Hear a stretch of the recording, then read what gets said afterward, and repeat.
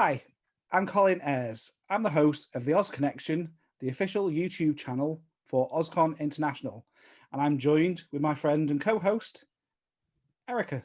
Say hello, Erica. Hey, hey, how's it going? Great, thanks. So I'm over in Staffordshire. Where are you based again, Erica? Olympia, Washington, in the Northwest Near to Portland, US. Oregon side? Yeah, about north of Portland, about a 3-hour drive north. Okay. So today we're discussing Mombi, the literary and media, TV and film variations there are.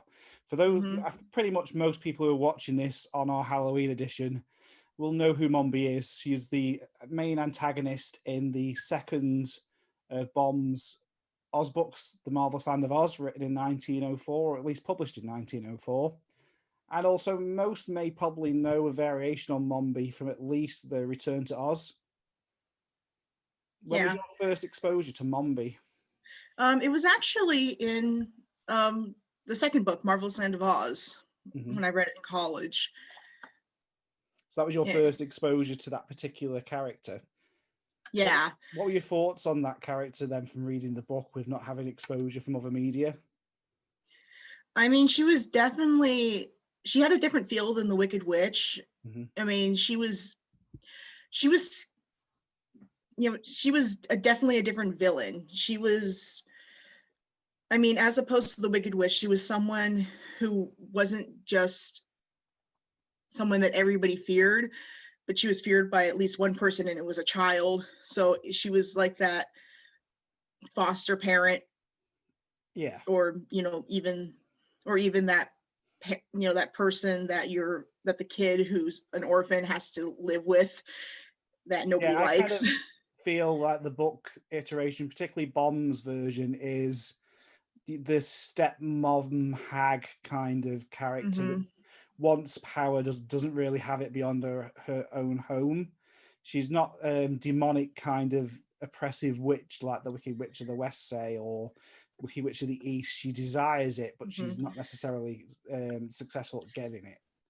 Yeah, and in that sense, she's more scary than the Wicked Witch of the West, because she's someone you would know, or someone that someone has known in their life, possibly.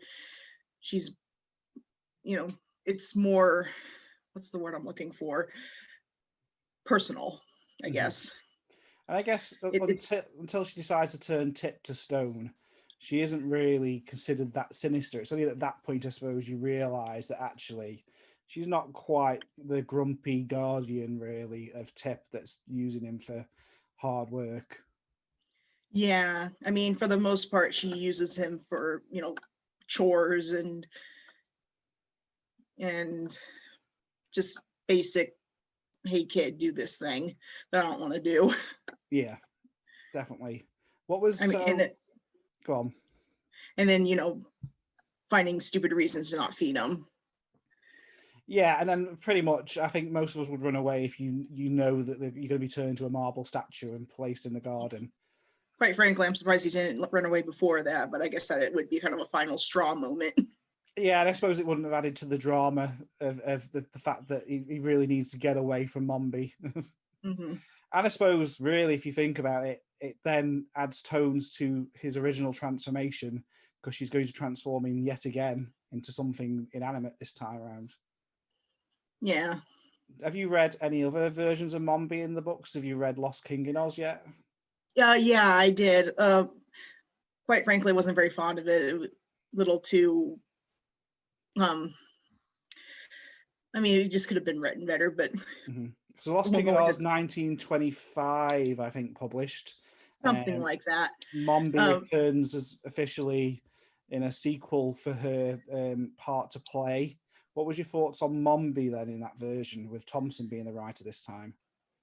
She was somewhat similar. I mean, kind of what I would expect Mombi to be in a sequel. Still bitter.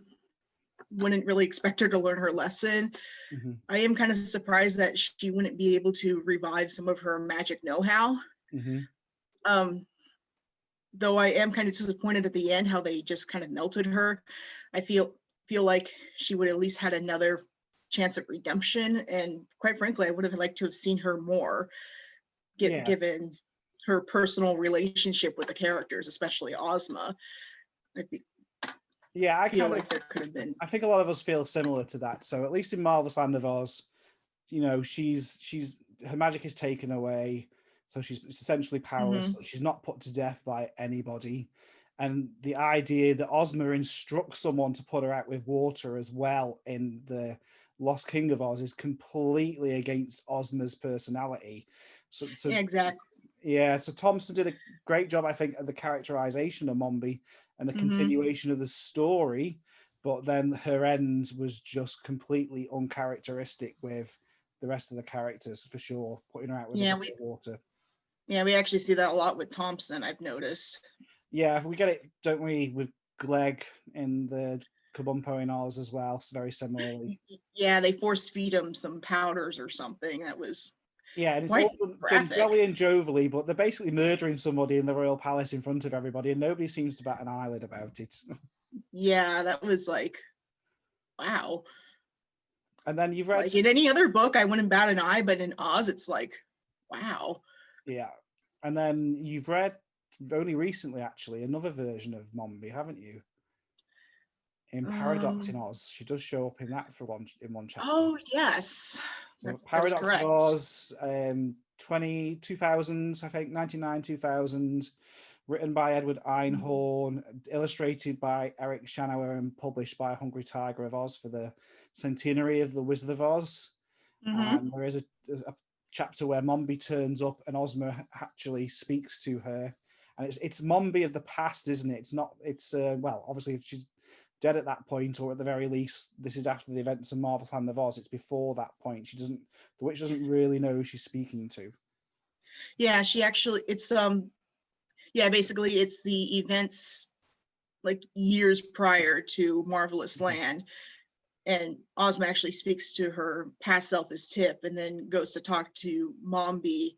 I'm trying to remember what the conversation exactly was about. Oh yeah, she was looking for the lost king, for the Pastoria, I believe. No, wait. It's the King of Oz, isn't it, or something like that? Yeah, something like that. Yeah, it's been a while since I've read it myself. She's having to go back to her life. But I read a few Oz books since then. They tend to meld together.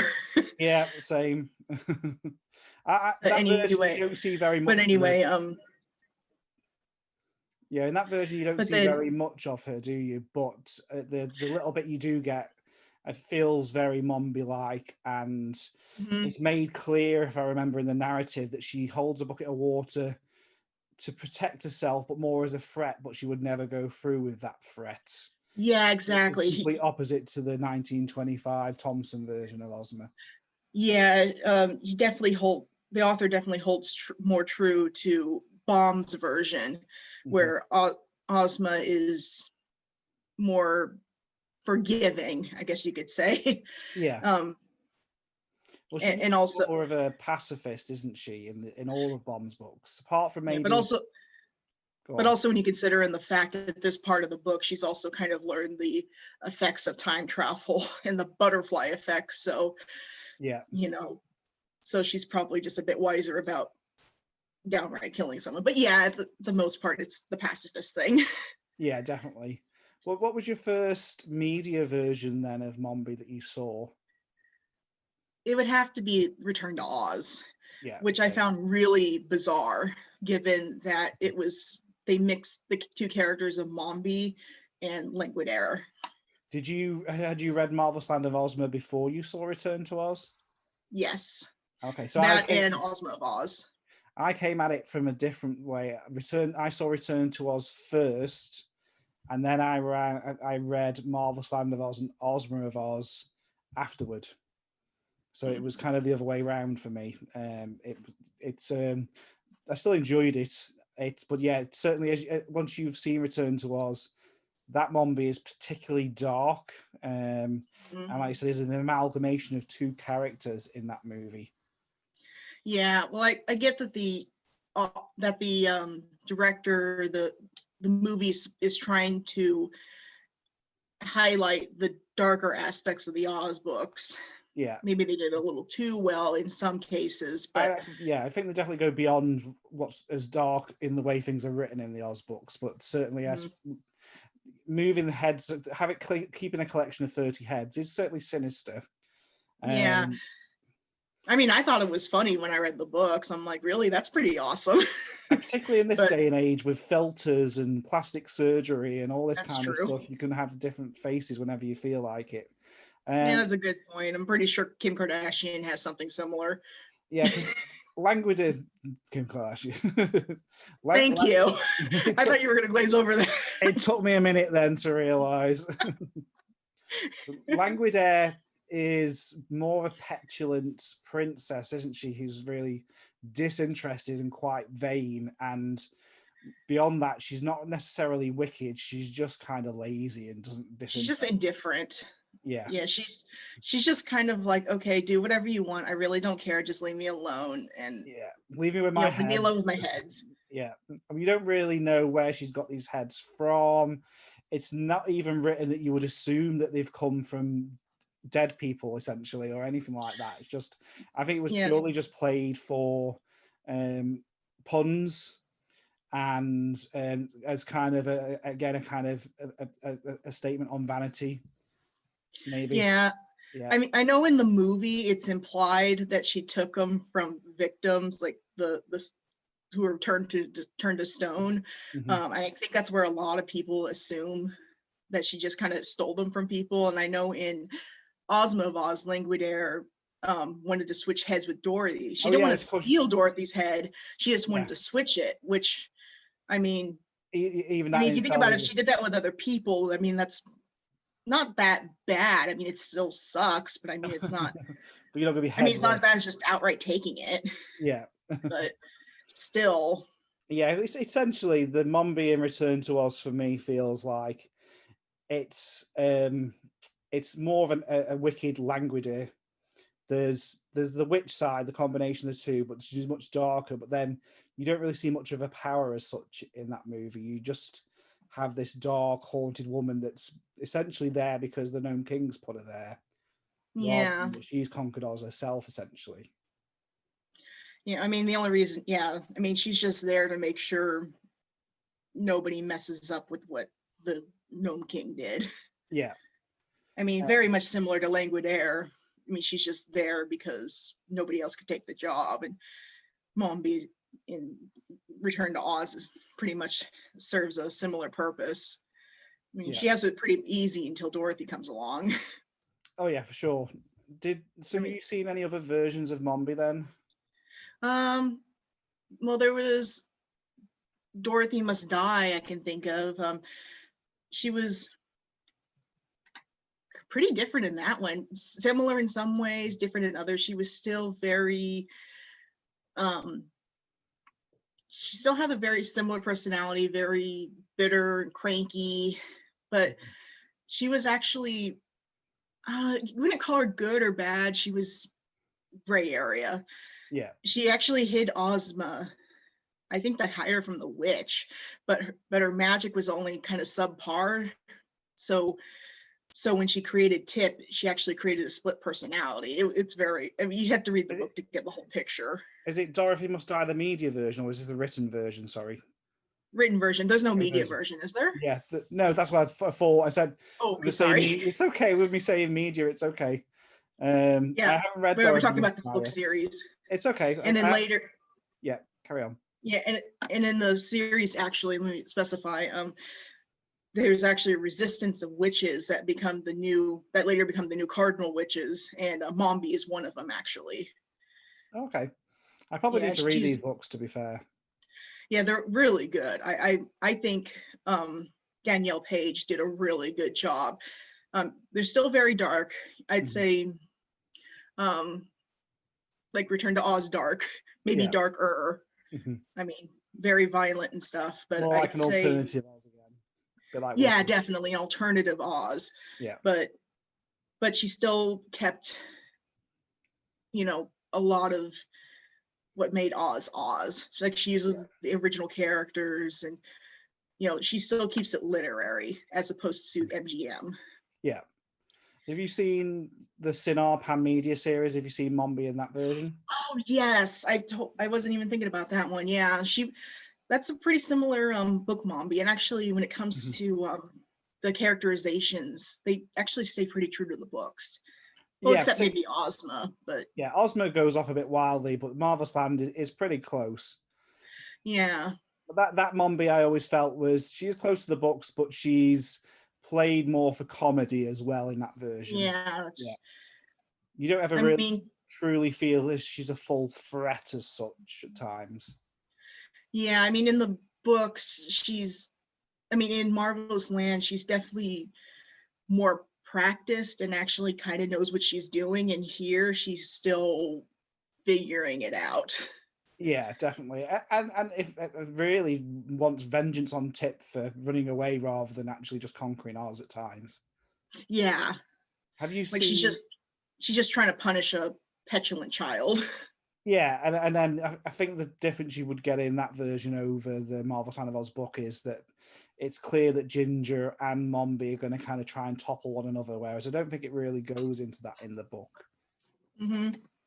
Have you seen the Shirley Temple 60s Marvelous Land of Oz? Unfortunately, I have not, and I've been wanting to. Okay, have you got Amazon Prime? I do. It is on Amazon Prime. In the UK, it is included in your subscription. So it may be worth taking a look. It's labeled Land of Oz, not Marvelous Land. And the Shirley Temple stuff's on there. So take a look. Okay. I do like that version. It's played by the same actress who plays Endora in the Yeah, that's what I was when you mentioned it, that's what I pictured. Yeah, Was Endora. It's kind of before Bewitched was ever filmed, and she plays it with a kind of Cockney accent. She does it's campy and fun. She's kind of I love her as an actor. Oh yeah, I mean, there's an episode of The Twilight Zone she's in. She doesn't speak a word in it, but it's really good.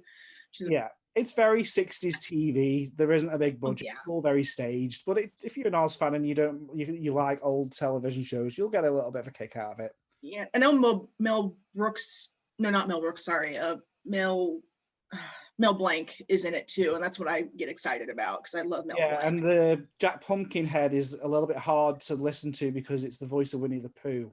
And it sounds exactly like the original Winnie the Pooh as well. Oh, sweet Jesus. Have you seen Journey Back to Oz? Let's see. Not yet. Not yet. The animated. No, but I do have some cells. Actually, I do have hang on. I actually do have a picture of Mombi. Hang on. From that movie.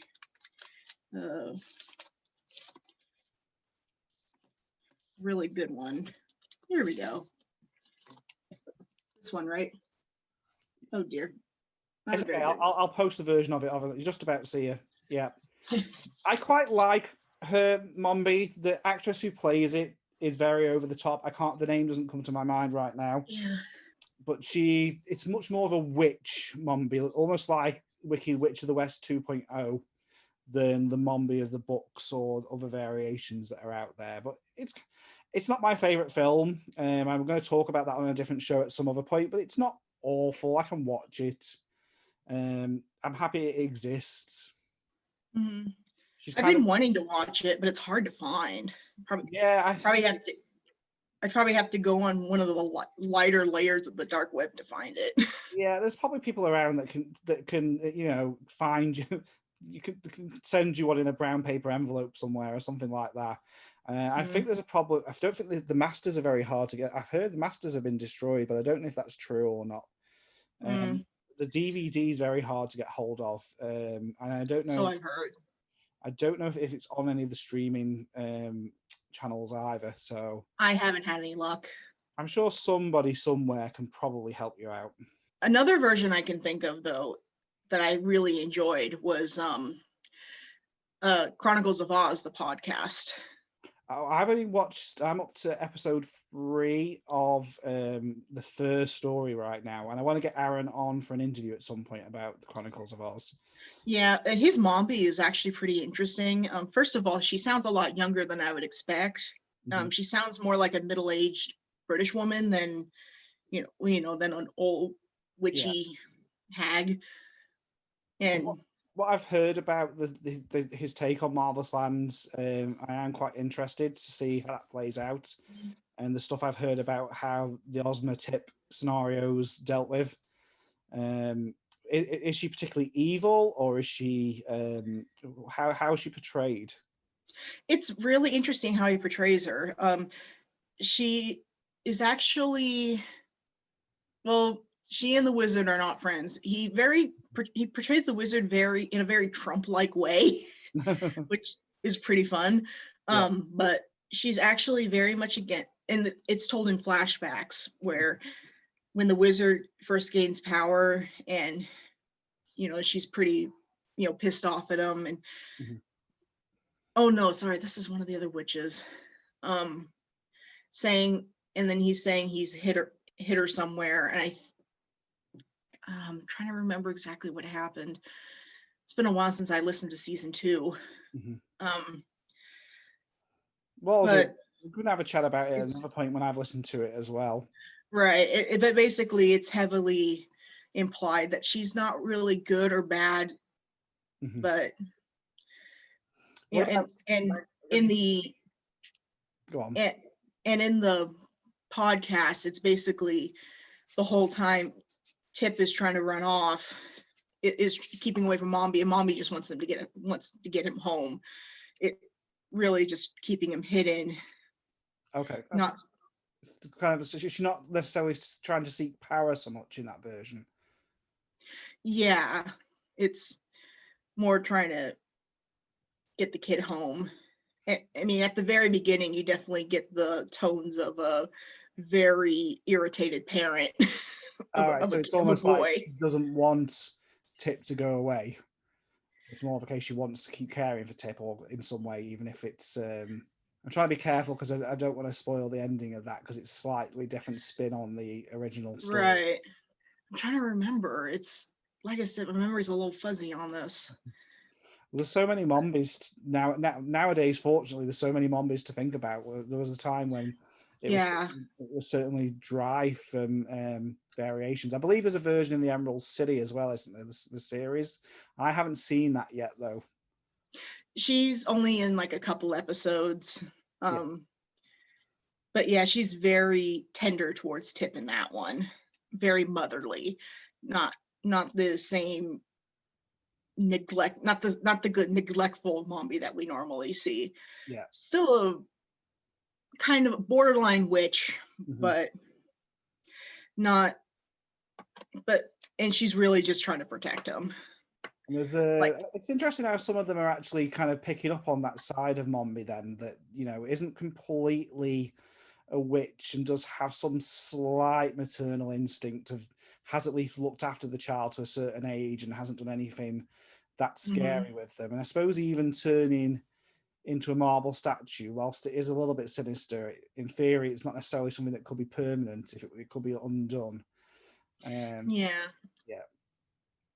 would certainly like to see a movie portrayal of Marvelous Lands with a Mombi that is kind of based upon the original book, kind of somewhere in between the book and Chronicles of Oz. Not as far as Chronicles of Oz goes in its adult themes, do you know what I mean? But somewhere where at least someone takes it, and I'm not saying portrays it in exactly the same way or writes it the same way, but where they take it like with Lord of the Rings and they look at what works in that story, makes it immense, and go for it. I bet Maggie Smith would be a good Mombi. Maggie Smith would be a great Mombi, yeah. Crotchety, petulant, kind of irritable, kind of feels like she should be royal or whatever, kind of, that could kind of work. Tip, I'm not sure who I'd like to see play. But yeah, I could definitely see Maggie Smith as Mombi. Cool. Is there any other versions you can think about, or does that kind of wrap up our discussion on Mombi? I think that kind of wraps it up. I think that we covered the major ones. Okay, cool. Thanks for sharing your thoughts on Mombi. And then we'll speak again later. Yeah, definitely. Okay.